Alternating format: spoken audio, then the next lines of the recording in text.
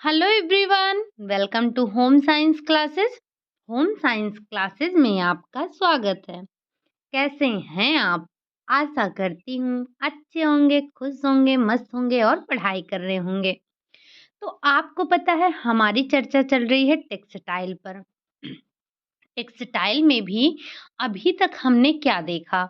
हमने सिर्फ और सिर्फ रेशों के बारे में बात किया, चाहे वो आपका प्राकृतिक रेशा हो, चाहे वो आपका कृत्रिम रेशा हो, ठीक? फिर रेशों से हमने धागा बनाया, ये था हमारा रेशा। रेशे से हमने बनाया धागा, और ये जो धागा बनाने की हमारी प्रक्रिया थी, उसे हम कहते हैं स्पिनिंग। तो हमने स्पिनिंग करके धागा बनाया, फिर धागे से हमने बुनाई करके कपड़ा बनाया। अब जो हमने बुनाई करके कपड़ा बनाया, वो कपड़ा ऐसा नहीं था कि हम उसे पहन सकते थे। मतलब जो करघे से कपड़ा उतरा होता है, वो पहनने योग्य नहीं होता है। उस पर हमें तमाम प्रकार की परिसज्जाएँ करनी होती हैं। इन परिसज्जाओं के बाद ही हम वस्त्रों को पहन पाते हैं। तो हमने क्या किया? हमने परिसज्जाएँ भी कर ली, ठीक? हमने वस्त्रों पर परिसज्जाएँ की, हमने उसकी रंगाई की, हमने उस पर क्या किया? रंगाई किया, छपाई किया, ब्लीचिंग देखा, हमने ये सारी परिसज्जाएँ अपने वस्त्रों पर कर ली। अब हमारा जो कपड़ा था उस पर दाग धब्बे भी लग गए, हमने दाग धब्बों को भी छुड़ा लिया। अब आज जो हमारी चर्चा होने वाली है, जो आज हम बात करने वाले हैं, वो करने वाले हैं भारत के परंपरागत वस्त्रों पर। तो भारत में वस्त्र आज से नहीं निर्माण हो रहा है वस्त्र का, ये प्राचीन काल से ही निर्माण होता चला आ रहा है। और इसके बारे में जो हमें जानकारी मिलती है, इनका जो वस्त्रों के इतिहास की हमें जानकारी मिलती है, कहाँ से मिलती है? तो वो आपको मिलती है पुराणों से। पुराणों के अनुसार जो वस्त्र निर्माण हमारा एक बहुत ही अच्छा महत्वपूर्ण हस्तकला थी। मतलब हाथों के द्वारा रंग-बिरंगे कपड़े तैयार किए जाते थे भारतीयों के द्वारा। और उस समय राज परिवारों के वस्त्रों में क्या किया जाता था? तो सोने चांदी के तारों से मिलाकर बुनाई की जाती थी, जिसके बारे में आगे आप पढ़ेंगे भी। हम थोड़ा-सा पारंपरिक वस्त्रों के बारे में अभी समझ रहे हैं, ठीक? तो भारत में अन्य कलाओं की तरह ही वस्त्र निर्माण कला भी अपनी मौलिकता रही है। जैसे अन्य कलाओं की मौलिकता रही है, उसी तरह से वस्त्र निर्माण कला की भी मौलिकता रही है। लेकिन पहले क्या होता था कि पहले जो वस्त्र निर्माण उद्योग जो होता था, वो केवल कुटीर उद्योग के रूप में होता था। आज क्या है? आज व्यापारिक स्तर पर किया जा रहा है। इस पर यहाँ के जो बने वस्त्र होते थे, उस पर जो है बहुत सुंदर-सुंदर नमूने बनाए जाते थे। इनमें कुछ विशेषताएँ भी होती थी। भारत के ऐश्वर्यशील संस्कृति के प्रतीक होते थे। उन पर भारतीयों की भावनाओं, उनके आदर्शों का रूप झलकता था। ये सब चीज़ें हमें झलकती मिलती थी। और जो वस्त्र होते थे, उनके निर्माण स्थान के आधार पर ही उनका नाम रखा जाता था। जैसे जैसे गुजरात का पटोला हो गया, कश्मीर का पश्मीना हो गया, बनारस और सूरत की ब्रोकेड हो गई, ढाका का मलमल हो गया, राजस्थान की बंधनी हो गई, आदि रंग, नमूने, डिज़ाइन, सौंदर्य, उनकी सूक्ष्मता, ये सारे क्या थे? उनकी उत्कृष्टि के उदाहरण माने जाते थे। तो ये सारे हम सबके बारे में भी एक-एक करके पढ़ने वाले हैं। आज ही हम सब नहीं पढ़ लेंगे, आपको पता है आपकी क्लासेस बहुत लंबी नहीं हो पा रही हैं। आपको ये भी पता है कि तबीयत ठीक ना होने की वजह से ऐसा किया जा रहा है, क्योंकि हमने जो है बीच में 3-4 दिन हमें क्लासेस ऑफ करनी पड़ी थी। तो हम अपनी क्लासेस को छोटी रखेंगे, 1 दिन में 2 से 3 ही जो है वस्त्रों के बारे में पढ़ेंगे, लेकिन अपनी क्लास को हम कंटिन्यू चलाएँगे। तो जब हम इन वस्त्रों के बारे में पढ़ रहे हैं, तो अभी बस हम एक नाम ही इनका सुन ले रहे हैं कि ये सारे हमारे क्या हैं? ये सारे हमारे पारंपरिक वस्त्र हैं। इनके बारे में हम डिटेल में भी पढ़ेंगे और यहाँ से अच्छे खासे क्वेश्चन पूछे जाते हैं। तो वस्त्रों के इनके कुछ गुण भी होते हैं। आपने नाम सुना होगा आबे रवा का, शबनम का, वफ्त हवा का। तो ये सारी चीज़ें क्या होती हैं? ये सारी चीज़ें हमारे वस्त्रों की विशेषताएँ होती हैं। तो अंग्रेजी राज्य में वस्त्र निर्माण कला में अवश्य ही थोड़ा जो है क्या हुआ था, ह्रास हुआ था। अंग्रेज भारत की कला और उनकी संस्कृति को जड़ से उखाड़ फेंकना चाहते थे। इसीलिए क्या हुआ था, उस टाइम पे हमारे भारतीयों का नुकसान हो गया था। लेकिन स्वतंत्रता के पश्चात भारत सरकार ने फिर से वस्त्र निर्माण कला पर जोर दिया और इसे कुटीर उद्योग के रूप में विकसित करने का भी प्रयास किया। लेकिन आजकल वस्त्र निर्माण कला में वो सूक्ष्मता, बारीकी, कोमलता, अलौकिकता और बुनकरों का स्पष्ट मनोभाव और उनके व्यक्तित्व स्पष्ट रूप से नहीं दिखाई देते हैं, जितना पहले दिखाई देते थे। मतलब जितना बारीकी का काम पहले किया जाता था वस्त्रों पर, अब उतना बारीकी का काम आपको नहीं देखने को मिलता है। ठीक? पहले पहले वस्त्र निर्माण कला का काम परिवार तक ही रहता था। ये कला पुत्र को पिता से मिलता था, यानी कि जो आनुवांशिक होता था, एक पीढ़ी से दूसरी पीढ़ी में चलता रहता था। लेकिन क्या आज कोई ऐसा काम है जो परंपरागत चल रहा हो? तो समय के साथ सब कुछ बदलता जा रहा है। तो आज इसी परंपरागत वस्त्रों में सबसे पहले हम देखने वाले हैं जो वो है आपका ढाका का मलमल। सबसे पहले जो हम परंपरागत वस्त्र पढ़ेंगे, वो है हमारा ढाका का मलमल। तो ढाका का मलमल, सबसे पहले आपको ये पता होना चाहिए कि ये ढाका है कहाँ? तो ढाका बांग्लादेश की राजधानी है। आपको पता है कि हमने बचपन से सुन रखा है, आज से नहीं, ये तो हम आदिकाल से पढ़ते चले आ रहे हैं ना, कि जो ढाका है वो ढाका बांग्लादेश की राजधानी है। अब जो ढाका का मलमल है, ये विश्व की सबसे अधिक सूक्ष्म और बारीक मलमल है। मतलब यहाँ के जो बुनकर है ना, उनके हाथों में जादू है, जादू। और वाटसन महोदय ऐसा लिखते हैं कि हम जो हमारे पास मशीन उपलब्ध है, इस समय पर हमारे पास मशीनों की कमी नहीं है।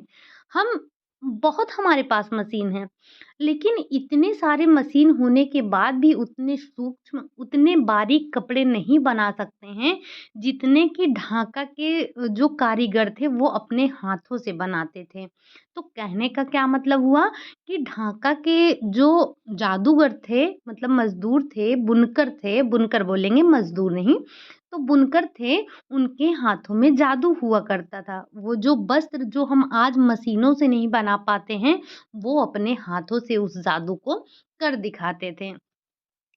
आपने ढाका के मलमल के बारे में ही कुछ कहावतें सुनी होंगी।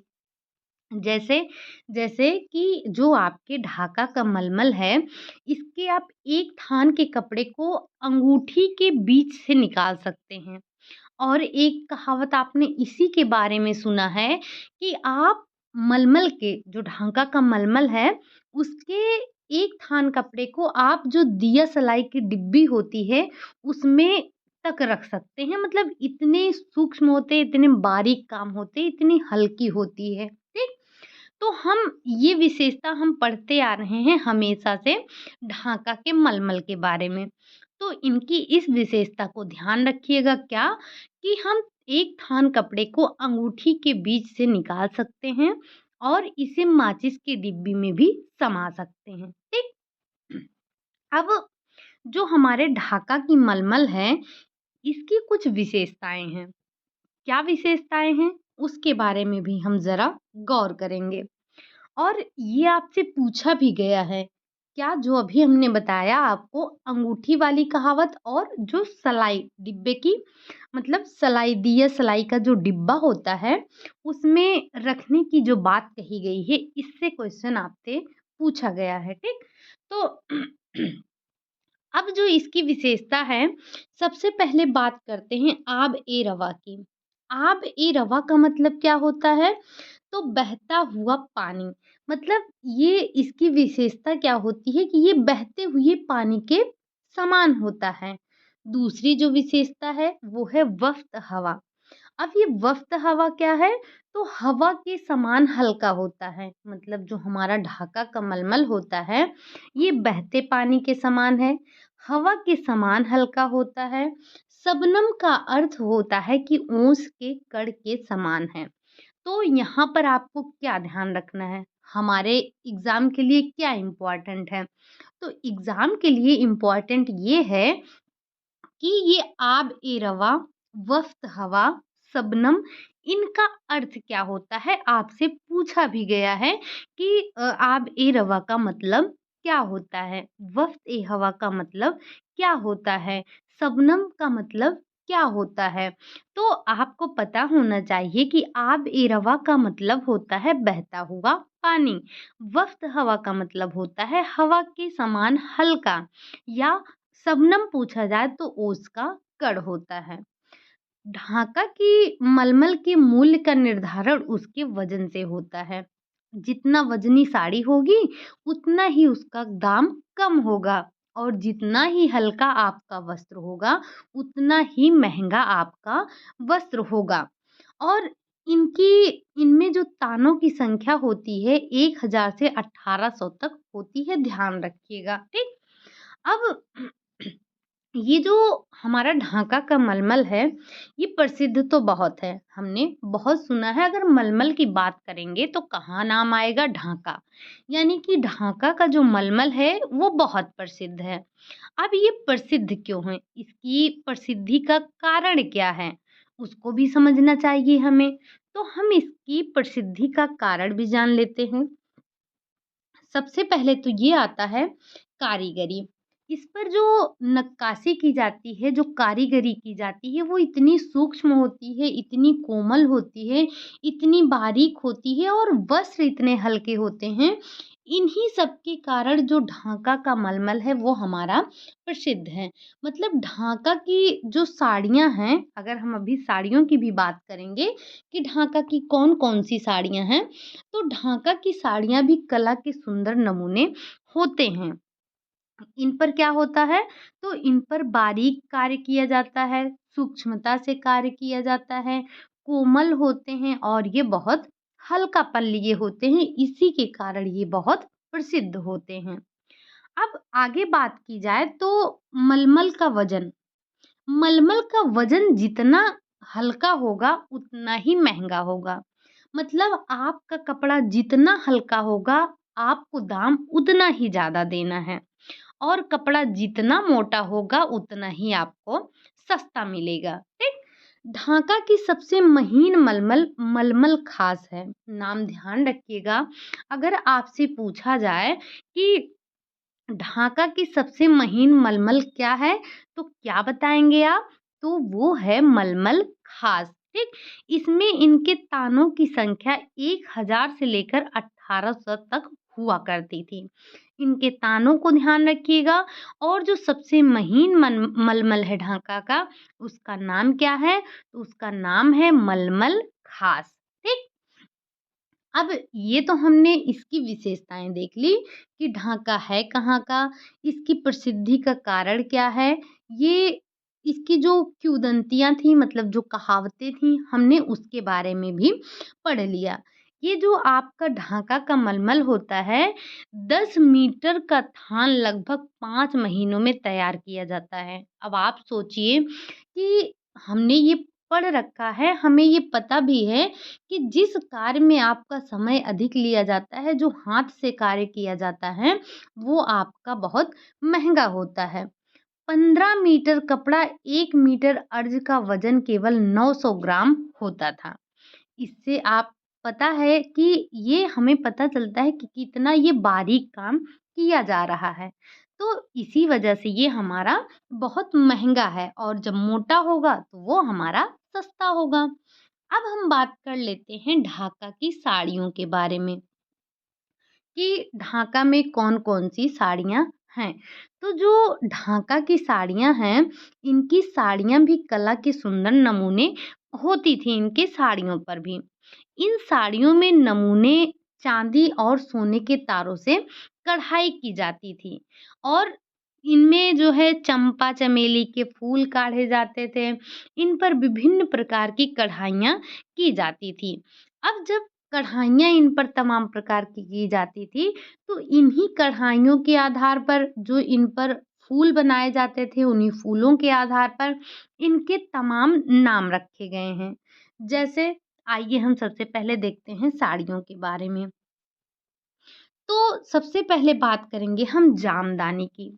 अब ये जामदानी क्या है? तो जिन पर सोने चांदी के तारों से जड़ित साड़ियाँ जो होती थी, मतलब जिन साड़ियों पर हम सोने और चांदी के तारों से काम करते थे, उन्हीं को हम जामदानी कहते थे। क्या कहते थे उनको? उनको हम जामदानी कहते थे। तो ये नाम ध्यान रखिएगा कि ये कहाँ की साड़ियों के नाम हैं आपके। फिर वहीं बात की जाए अगर तेरछा क्या है? तिरछा क्या है? तो तिरछा वो है तिरछी लाइन की कढ़ाई जिन साड़ियों पर की जाती थी, जिन पर तिरछे नमूने बनाए जाते थे, उनको हम क्या कहते थे? उनको हम तिरछा नाम से जानते हैं, उन्हें तिरछा साड़ियाँ बोलते हैं। अगला है हमारा पन्ना हज़ारे। अब ये पन्ना हज़ारे क्या है? तो फूलों के गुच्छे वाली साड़ियाँ जो होती हैं, उन्हीं को हम क्या बोलते हैं? उन्हीं को हम पन्ना हज़ारे बोलते हैं। मतलब फूलों के गुच्छे वाले नमूने की साड़ियाँ को हम पन्ना हज़ारे के नाम से जानते हैं। फुलवार क्या है? तो छोटे-छोटे फूल पत्ती वाली जो साड़ियाँ होती थीं, उन्हीं को ही हम फुलवार के नाम से जानते हैं। अगर वहीं बड़े-बड़े फूल पत्तियों की बात की जाए, तो उन्हें हम तोरेदार बोलते हैं। तो फुलवार क्या है? जिन पर छोटे-छोटे फूल बने होते हैं, उन्हीं को हम फुलवार बोलते हैं और जिन पर बड़े फूल पत्ते वाली डिज़ाइन बनी होती हैं, उन्हीं को हम क्या कहते हैं? उन्हीं को हम तोरेदार बोलते हैं। और इन साड़ियों के बॉर्डर और आँचल पर सुंदर पशु-पक्षी और मानव आकृतियाँ बनी होती थीं। अगला है आपका बूटेदार। बूटेदार का मतलब क्या हो गया? बूटे से आप सभी परिचित होंगे जब आपके वस्त्रों पर मतलब जो छोटे-छोटे गोल से नमूने ऐसे बने होते हैं समान दूरी पर, तो वही आपके बूटेदार नमूने कहलाते हैं। ठीक? तो ये क्या थे आपके? ये आपकी 6 प्रकार की हमने साड़ियों के बारे में चर्चा की। अब अगर आपसे पूछा जाए जामदानी कहाँ की है, तेरछा कहाँ की है, पन्ना हज़ारे कहाँ की है, फुलवार कहाँ की है, तोरेदार कहाँ की है या फिर बूटेदार साड़ियाँ कहाँ की हैं, तो आप नो डाउट बता देंगे कि ये सारी ढाका के मतलब ढाका की साड़ियाँ हैं, ठीक? तो इन सभी से आप परिचित हो गए हैं। अब अगर इन पर नमूनों की बात की जाए तो जो हमारा ढाका का मलमल है, ढाका के मलमल पर नमूने किस तरह के बनाए जाते हैं, जो उन पर साड़ियाँ होती हैं ढाका के मलमल की, उन पर नमूने हम किस तरह के बनाते हैं। तो उस पर आप पशु-पक्षी हो गया, हंस हो गया, तोता हो गया, मयूर हो गया, उड़ती हुई चिड़िया हो गई, नृत्य करते हुई मानव आकृतियाँ हो गए, देवताओं, फूल, पत्तियाँ इन सारे आपको चित्र कहाँ मिलते हैं? तो ये सारे चित्र आपको मिलते हैं ढाका के मलमल पर। और ये जो शिल्प का कौशल है ना, ये असीम और अद्वितीय है। इसके जैसा आपको कहीं पर कार्य नहीं मिलेगा, इसीलिए तो ढाका का मलमल इतना फ़ेमस है। तो ढाका की साड़ियों में पौराणिक कथाओं पर मतलब अद्वितीय और ये मतलब जो इनके स्थानीय रीत-रिवाज होते हैं, उन सभी का चित्रण किया जाता है। जैसे आपने देखा होगा कि कुछ ऐसे कढ़ाइयाँ की जाती हैं, जब आप कढ़ाई पढ़ेंगे तो उसमें आप पढ़ेंगे कि पूरी साड़ी पर क्या रासलीला पूरा दिखा दिया जाता है। मतलब कि कृष्ण लीला जो है उसको दिखा दिया जाता है और भगवान कृष्ण के बचपन की चीज़ें उस पर दिखा दी जाती हैं। तो मतलब तमाम प्रकार की लीलाओं का वर्णन हम साड़ियों पर कढ़ाइयों के माध्यम से ही कर देते हैं। तो जो ढाका का मलमल है, ये भी अपने रीति रिवाज के अनुसार ही इस पर नमूने बनाए जाते हैं, जिससे साड़ियों की सुंदरता, उनकी अलौकिकता होती है, उसमें 4 चाँद लग जाते हैं। 4 चाँद का मतलब ये है कि बहुत ही वो खूबसूरत लगते हैं और ये जो है यहाँ की प्रसिद्धि का कारण हो जाते हैं। तो अभी तक आपने ढाका के मलमल के बारे में ही पढ़ा। क्या पढ़ा आपने? आपने ढाका के मलमल की कुछ विशेषताओं को देखा। जैसे जैसे हमने देखा आब ए रवा के बारे में देखा, हमने वफ़्त हवा के बारे में देखा, हमने शबनम के बारे में देखा। फिर हमने देखा कि जो ढाका की मलमल है उसकी प्रसिद्धि का कारण क्या है? तो उसकी प्रसिद्धि का कारण था कारीगरों की सूक्ष्मता, उनकी कोमलता, उनकी बारीकी और जो हल्कापन होता है कपड़े का, ये सारी चीज़ें प्रसिद्धि का कारण बन रही थी। साथ ही साथ हमने साड़ियों की बात की। साड़ियों में हमने जामदानी देखा, हमने तेरछा देखा, हमने पन्ना हजारे देखा, फुलवार देखा, तोरेदार देखा और हमने बूटेदार देखा। हमने इन सभी पर चर्चा कर ली। उम्मीद है कि आपको ढाका की मलमल पसंद आई होगी, ठीक? और समझ में भी आया होगा, यहाँ से बनने वाले क्वेश्चन को भी आप आसानी से कर पाएँगे।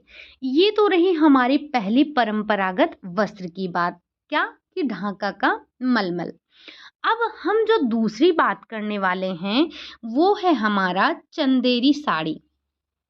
चंदेरी साड़ी, चंदेरी कहाँ पर है? एक बार आप कमेंट करके बताइए कि ये जो चंदेरी है, चंदेरी कहाँ पर है? किस स्टेट में है? ठीक? आइए अब हम चंदेरी की साड़ियों के बारे में बात करते हैं। तो सबसे पहले आप क्या देखेंगे? ग्वालियर के पास चंदेरी में निर्मित यह साड़ियाँ अपनी सूक्ष्मता एवं सुंदर कलाओं के लिए प्रसिद्ध है। सबसे पहला क्वेश्चन आपके लिए कि ये ग्वालियर किस स्टेट में है? क्या ये यूपी में है, बिहार में है, मध्य प्रदेश में है, आंध्र प्रदेश में है, राजस्थान में है, गुजरात में है, कहाँ पर है? अब आप बोलेंगे इतना ऑप्शन तो एग्जाम में मिलता ही नहीं है, आप इतना ऑप्शन दे दी हैं। अरे भाई, हम अलग हैं, हम लोग अलग पढ़ाई करते हैं, तो हमारे पास 5, 6, 10 ऑप्शन मिल ही जाते हैं। तो ऐसा ना हो कि हमारे पास, चलिए हम आपको आपको 28 जो है ऑप्शन दे देते हैं। अब आप बताइए कि इन 28 स्टेट में से ग्वालियर किस स्टेट में है, ठीक? तो हमने क्या देखा? हमने देखा कि ये जो आपका चंदेरी है, ग्वालियर के पास चंदेरी में निर्मित ये साड़ियाँ अपनी सूक्ष्मता, अपनी सुंदर कलाओं के लिए प्रसिद्ध थी, ठीक? इनका निर्माण रेशमी और सूती धागों के मिश्रण से किया जाता है। सबसे पहले आपको ध्यान क्या रखना है कि जो चंदेरी साड़ियाँ हैं, अधिकतर सूती वस्त्रों पर ही बनाई जाती हैं, सूती और रेशमी वस्त्रों पर बनाई जाती हैं। तो सूती वस्त्र पर जिनके बॉर्डर और पल्लू रेशमी धागे से सोने के जो तार होते हैं, उनसे बनाए जाते हैं, ठीक? किससे बनाए जाते हैं? तो ध्यान रखिएगा, सोने के तार से बनाए जाते हैं और कभी-कभी रेशमी सूती धागों का मिश्रण तो बन ही जाता है। इनके जो पल्लू हैं, पल्लू का कलात्मक रूप ही बहुत जो है सुंदरता पूर्वक सोने के धागे से सजाया जाता है। कहने का मतलब ये है कि इनकी जो पल्लू की कलाकारी है ना, वो बहुत ही अच्छी होती है। आप में से कुछ लोग ऐसे होंगे जिनको, अब मैं अपना बता रही हूँ, मतलब मुझे तो सूट अच्छा हो या ना हो, दुपट्टा भाई बहुत अच्छा चाहिए। तो वैसे ही जो साड़ी है, इस साड़ी में पल्लू की कलाकारी सबसे ज़्यादा प्रसिद्ध की जाती है और साड़ी के मध्य भाग में 4 खानों पर बूटे बनाए जाते थे, ठीक? जो आपकी चंदेरी साड़ी है, चंदेरी का बॉर्डर दोहरे धागे से बुना जाता था। ध्यान रखिएगा, अगर आपसे कभी भी पूछा जा सकता है कि जो चंदेरी साड़ी है, चंदेरी साड़ी का बॉर्डर किस धागे से बनाया जाता है? तो चंदेरी साड़ी का बॉर्डर दोहरे धागे से बनाया जाता है, ठीक? और ये 2 रंग का प्रभाव देते हैं। प्रत्येक और अलग-अलग रंग दिखाई देता है आपको। और ये जो आपकी चंदेरी साड़ी है ना, ये महाराष्ट्र की जो महिलाएँ होती हैं, उनको बहुत पसंद आती हैं। उनके लिए क्या है ये, बहुत लोकप्रिय होती हैं। चंदेरी साड़ी की लंबाई 9 मीटर रखी गई है। हम जो साड़ी पहनते हैं सामान्यतः कितनी होती है, तो 5 मीटर की होती है। लेकिन जो आपकी ये चंदेरी साड़ी है, इसकी लंबाई 9 मीटर रखी गई है। आजकल चंदेरी में साड़ियाँ बनती हैं जो बहुत ही सूक्ष्म धागे, सूक्ष्म रचना, बुनाई से बनाए जाते हैं। आजकल चंदेरी पूरी तरह से रेशमी धागों से भी बनाई जा रही है। पहले हमने देखा कि ये रेशमी और सूती धागे से बनाई जा रही थी। लेकिन आपको पता है कि समय बदलता जा रहा है। तो जो आजकल चंदेरी बनाई जा रही है, वो आपकी पूरी की पूरी रेशमी से ही बनाई जा रही है। तो ध्यान रखिएगा, जो हम आजकल चंदेरी साड़ियाँ सिर्फ़ और सिर्फ़ रेशम से, मतलब पूरी की पूरी साड़ी रेशम से बना दी जा रही है, उसे चंदेरी सिल्क के नाम से जानते हैं। तो जो आजकल चंदेरी साड़ियाँ पूरी की पूरी आपकी रेशमी धागे से बना दी जा रही हैं, उन्हीं को ही हम चंदेरी सिल्क साड़ी कहते हैं। ये कोई अलग साड़ी नहीं है। इनकी सुंदरता हो गया, इनकी ऐश्वर्यता हो गया, इनकी अलौकिकता हो गई, कोमलता हो गई, ये सब देखते बहुत ही सुंदर लगता है। आज भी चंदेर में बहुत ही सुंदर, आकर्षक, कलात्मक साड़ियाँ बनाई जाती हैं। जहाँ पर जो काम बहुत पहले से होता आ रहा है, वो आज भी बहुत प्रसिद्ध है। हाँ, उसके बनावट में भी अंतर आ गया है। लेकिन लेकिन जैसे अगर बात की जाए लखनऊ के चिकनकारी की, तो जो लखनऊ का चिकनकारी है, वो फ़ेमस है सफ़ेद कपड़े पर बनाने के लिए। लेकिन आपको पता होगा कि ये आजकल और भी कपड़ों पर मतलब और भी रंग के कपड़ों पर बनाया जा रहा है। तो लेकिन उसकी जो मौलिकता है वो क्या है? वो सफ़ेद कपड़े पर ही है। तो क्या वो कहीं अलग हो गई है? जो आपके पारंपरिक वस्त्र कल थे, यानी कि पहले थे, वो आज भी हैं, वो आने वाले कल में भी रहेंगे। उनकी जो महत्ता थी, वो कम नहीं होगी, ठीक? और जो आपकी चंदेरी की साड़ियाँ हैं, इनके बॉर्डर और पल्लू पर बहुत ही सुंदर नमूने बनाए जाते हैं।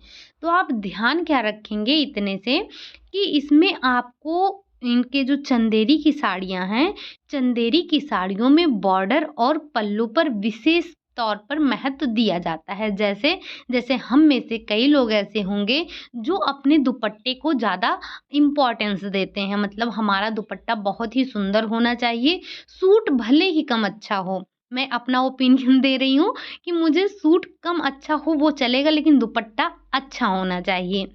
तो जो आपकी चंदेरी साड़ियाँ हैं, चंदेरी साड़ियों में इनके पल्लू और इनके बॉर्डर पर काम किया जाता है। इनके विशेषताएँ, मतलब बहुत अच्छे-अच्छे नमूने पल्लू और बॉर्डर पे बनाए जाते हैं। तो ये थी हमारे चंदेरी की साड़ियों के बारे में। जो कहाँ बनाई जाती हैं, जो कि ग्वालियर के पास चंदेरी में बनाई जाती हैं। ये जो आपके पारंपरिक वस्त्र हैं ना, ये सभी अपने बारीकी, सूक्ष्मता, अपनी सुंदर कलाओं की वजह से ही जाने जाते हैं। इन पर इतने महीन काम किए जाते हैं, महीन का मतलब बारीक कार्य किए जाते हैं, और इन पर जो है, जो हमारी संस्कृति है, जो हमारे रीति-रिवाज हैं, उनको भी प्रदर्शित किया जाता है, उनको भी दर्शाया जाता है। तो ये हमारे लिए बहुत इम्पोर्टेंट हो जाते हैं, ठीक? तो अभी तक हमने 2 प्रकार की पारंपरिक वस्त्र की बात कर ली। एक था आपका ढाका का मलमल, दूसरा था आपका चंदेरी साड़ियाँ, जो कि ग्वालियर की प्रसिद्ध हैं। आप बताएँगे कि ये ग्वालियर कहाँ पर है, ठीक? बाकी ढाका के मलमल के बारे में हमने चर्चा कर ही ली। तो ये हमारे 2 हो गए। आज एक और अभी हम बात कर लेते हैं बालूचर साड़ियों के बारे में। बस आज हम यही 3 वस्त्रों के बारे में चर्चा करेंगे। हम थोड़ा-थोड़ा 2 से 3 कपड़ों के बारे में चर्चा करेंगे। तो इसी वीक हमारा जो है समाप्त हो जाएगा पारंपरिक जो हमारा वस्त्र है। उसके बाद हम परंपरागत कढ़ाई के बारे में चर्चा कर लेंगे। हो सकता है उसके बाद आपकी क्लासेस लंबी हो जाएँ तो जल्दी समाप्त हो जाएगा। वैसे ये आपके 2 दिन की ही क्लास थी, लेकिन मैंने इसे जानबूझकर 3 दिन कर दिया है ताकि आपकी क्लास बहुत लंबी ना हो पाए और थोड़ा रेस्ट मुझे भी मिल जाए। आपकी क्लास भी कंटिन्यू चलती रहे। अब हम बात करते हैं बालूचर साड़ियों की। तो बालूचर साड़ियाँ कहाँ की हैं? सबसे पहले हम ध्यान रखेंगे कि मुर्शिदाबाद के समीप बालूचर में निर्मित ये साड़ियाँ हथकरघे से बनाई जाती हैं। मतलब ये साड़ियों का जो निर्माण होता है कैसे होता है? तो जो मुर्शिदाबाद के समीप बालूचर में निर्मित ये साड़ियाँ होती हैं, इनका निर्माण हम हथकरघे से करते हैं। अब इनसे जो है इनमें आँचल की अत्यंत सुंदर ढंग से सजाते हैं। आकृतियों से सजी ये साड़ियाँ बालूचर बूटेदार कहलाती हैं। जो इनके साड़ियों पर, इनके आँचल पर जो आकृतियाँ बनाई जाती हैं, उन्हें हम बालूचर बूटेदार कहते हैं। ध्यान रखिएगा, हमने यहाँ पर नोट डाउन नहीं किया है, तो क्या है आप ध्यान रखेंगे, बालूचर बूटेदार, ठीक? इनके नाम से भी हम इनको जानते हैं। अब आगे क्या है आपका? तो इन पर जो है हमें मुगल काल का प्रभाव देखने को मिलता है। जो हमारी ये मुर्शिदाबाद के समीप की बालूचर साड़ियाँ हैं, इन पर आपको मुगल काल का प्रभाव देखने को मिलता है। मुगल काल का प्रभाव स्पष्ट रूप से क्यों आपको देखने को मिलता है? बालूचर ये जो साड़ी बनी है, इस पर आपको मुगलों के काल के जो चित्रण दिखाई देते हैं, जो वस्त्र हैं आपके बालूचर के, इन पर आपको मुगल काल के जो चित्रकारी हैं वो दिखाई देते हैं। बालूचर बूटेदार साड़ी बनाने की उत्कृष्ट कला अब केवल म्यूजियम में ही देखने को मिलती है। कहने का मतलब कि ये जो आपकी बालूचर साड़ियाँ हैं, ये अभी प्रचलन में नहीं हैं। बालूचर आज भी सुंदर साड़ियों के निर्माण के लिए जाना जाता है, लेकिन ये प्रचलन में नहीं है, हम इनको पहनते नहीं हैं। तो जो आपके बालूचर में आपको मुगल काल का प्रभाव देखने को मिलता है, वो हम ऐसा क्यों कहते हैं? इन पर जो नमूने बनाए जाते हैं, उसी से हमें पता चल जाता है कि इस पर किस काल का प्रभाव है। जैसे अगर हमने जिस टाइम पर कृष्ण की जो है साड़ियों पर कृष्ण लीलाएँ आपको देखने को मिलती थी, तो हम क्या कहते थे कि ये कृष्ण का प्रभाव है। अगर आपको साड़ियों पर रामायण जैसे पात्रों, जो रामायण के पात्र हैं, रामायण की घटनाएँ हैं, उस टाइम के जो वर्णन आपको अगर साड़ियों पर मिलते हैं, तो हम उसका बताते हैं कि ये उस टाइम का प्रभाव है।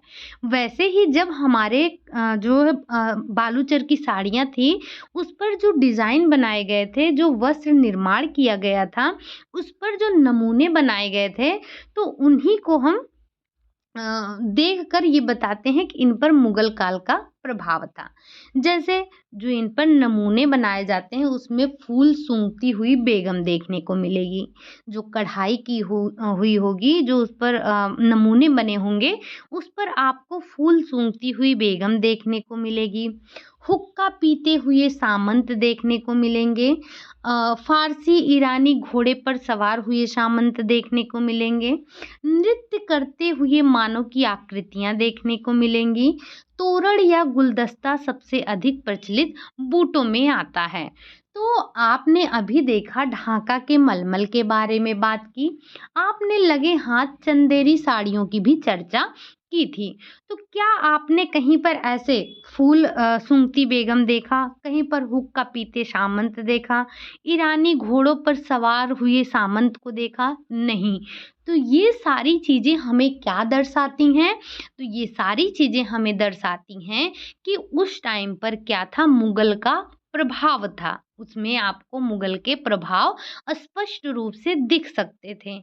तो ये जो नमूने थे, इन्हीं नमूनों के आधार पर ही हम ये कहते हैं कि उस टाइम पर मुगल का प्रभाव था। ठीक? तो आज के लिए हम इन्हीं तीन परंपरागत कपड़ों के बारे में पढ़ेंगे। क्या?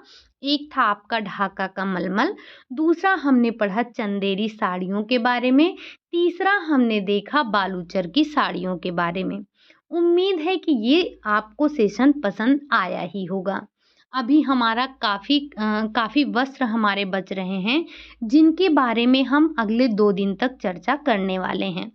आपकी क्लास ज़्यादा लंबी नहीं हो पाने के कारण हमें इसे 3 दिन में पढ़ना पड़ेगा और अब इसके बाद हो सकता है आपकी क्लास थोड़ी लंबी हो जाए, तो कढ़ाइयों की क्लास में हम थोड़ा जल्दी करेंगे, हमारी कढ़ाइयों की क्लास समाप्त हो जाएँगी। वैसे भी आपको पता है कि हमारा जो है home management, extension education, nutrition science पूरी तरह से कंप्लीट है। हमारा जो है टेक्सटाइल भी समाप्ति की ओर है, बचा हमारा सीडी। तो सीडी को भी हम इसके बाद कवर अप कर लेंगे। अभी आपका एग्ज़ाम इतनी जल्दी में नहीं हो रहा है, शायद आपके बीपीएससी का एग्ज़ाम ही हो जाएगा मार्च में। तो उम्मीद है कि हम ये तो ख़त्म कर ही लेंगे, साथ ही साथ थोड़ा बहुत अपना सीडी का भी पार्ट कंप्लीट कर लेंगे। तो आप जो क्लासेस हो चुकी हैं उनका रिवीज़न करते रहिए। अगर आपकी क्लास जिस दिन नहीं होती है, तो आप पुरानी क्लासेस देखिए, उसका नोट्स बनाइए, रिवीज़न कीजिए। अब क्लास नहीं हो पाना एक मजबूरी होती है कि तबीयत नहीं ठीक है इसलिए आपकी क्लास नहीं हो पाती है। अदरवाइज़ आपको पता होगा पिछले 6 महीने से हम कंटिन्यू क्लास ले रहे हैं, कभी क्लास ऑफ नहीं करते हैं आपकी, सिवाय जब तबीयत ना ठीक हो। ठीक? तो बस आज के लिए यही इतना रखते हैं। क्लास आपको कैसी लगी? अगर अच्छी लगी हो तो लाइक करें, चैनल को सब्सक्राइब करें, साथ ही साथ कमेंट ज़रूर कीजिएगा। आपका एक कमेंट मुझे मोटिवेशन देता है, ठीक? और आने वाली दोनों क्लास को भी मिस मत कीजिएगा क्योंकि ये आपके लिए इम्पोर्टेंट है और आपको सारी बुक में सारी चीज़ें नहीं मिल पाती हैं। तो अगर आप इसे कंटिन्यू क्लास लेते रहेंगे तो ये आपके लिए ही अच्छा होगा और आप में से जिसने भी अभी तक टेलीग्राम जॉइन नहीं किया है तो प्लीज़ टेलीग्राम जॉइन कर लीजिए। वहाँ पर आपको रोज़ प्रैक्टिस करवाया जाता है रात 9 बजे 10 क्वेश्चन की आपकी क्विज़ होती है, तो वहाँ से आप अपनी तैयारी को मजबूत बना सकते हैं, ठीक? बस आज के लिए यही इतना रखते हैं, मिलते हैं नेक्स्ट क्लास में, तब तक के लिए बाय बाय, टेक केयर।